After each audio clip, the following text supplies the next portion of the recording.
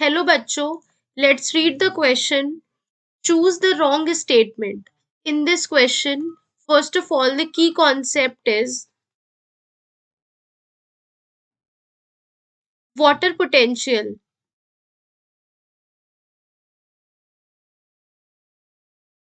Basically, if we talk about water potential, it is the potential energy,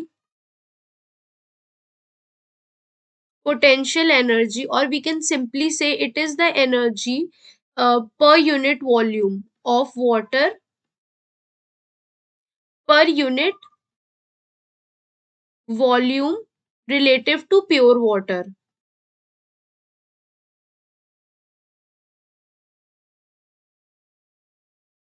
Pure water, or we can simply say that it is the energy of water in the system to pure water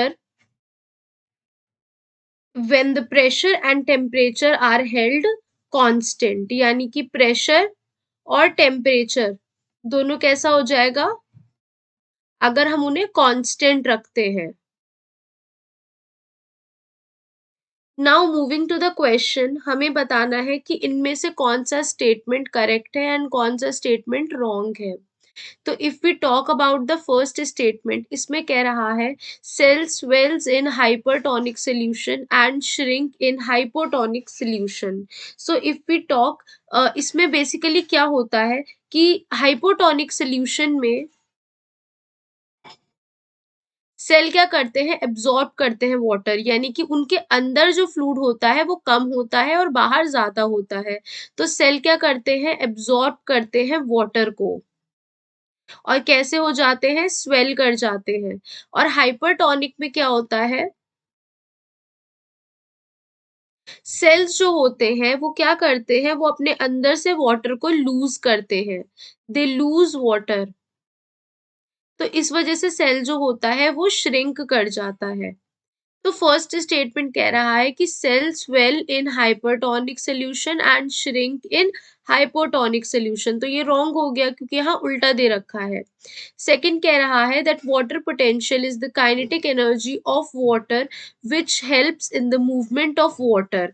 तो this statement is also correct statement because जो water potential होता है ये per unit volume energy होती है relative to the pure water and definitely it helps in the movement of water. Next अगर हम बात करते हैं, थर्ड हमसे कह रहा है the absorption of water bye seeds and dry wood takes by a special type of diffusion that is known as the imbibition. So if we talk about imbibition,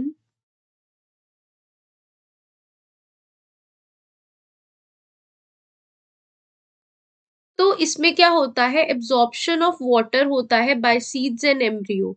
जब भी सीड्स और एम्ब्रियो वाटर को absorb करते हैं, तो ये जिस process से करते हैं उसे हम क्या कहते हैं, इम्बाइबिशन कहते हैं. ये इम्बाइबिशन जो होता है उनकी ग्रोथ कराता है, यानी उन्हें स्वेल कराता है.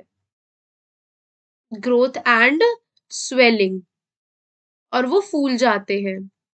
नेक्स्ट, तो हमारा जो थर्ड स्टेटमेंट है that is also correct. And जो लास्ट स्टेटमेंट है that solute potential of solute potential का ये एक सिंबल होता है बेसिकली. सो ये कह रहा है कि सोल्यूट पोटेंशियल जो होता है वो हमेशा कैसा होता है, नेगेटिव होता है.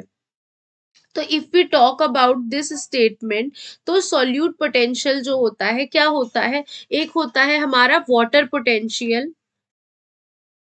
एक होता है हमारा वाटर पोटेंशियल और एक होता है हमारा solute potential which is always negative. ये हमेशा कैसा होता है, ये नेगेटिव होता है. क्यों, बिकॉज ये रिड्यूस करता है ऑस्मोटिक प्रेशर को, ऑस्मोटिक प्रेशर को. अब ये वाटर पोटेंशियल वो एनर्जी होती है, it is the energy that basically ये करता क्या है, it helps water for moving. ये वाटर को मूव कर पाता है, लेकिन ये जो है ऑस्मोटिक प्रेशर को रिड्यूस करता है, जिसकी वजह से ये हमेशा कैसा होता है, नेगेटिव होता है। सो वी कैन से जो हमारा लास्ट स्टेटमेंट है, this is also the correct statement. So यहाँ हमसे पूछा गया है रॉन्ग स्टेटमेंट, तो रॉन्ग स्टेटमेंट क्या हो गया, option A. Therefore we can say that A is the right answer. Hope you guys understand. Thank you.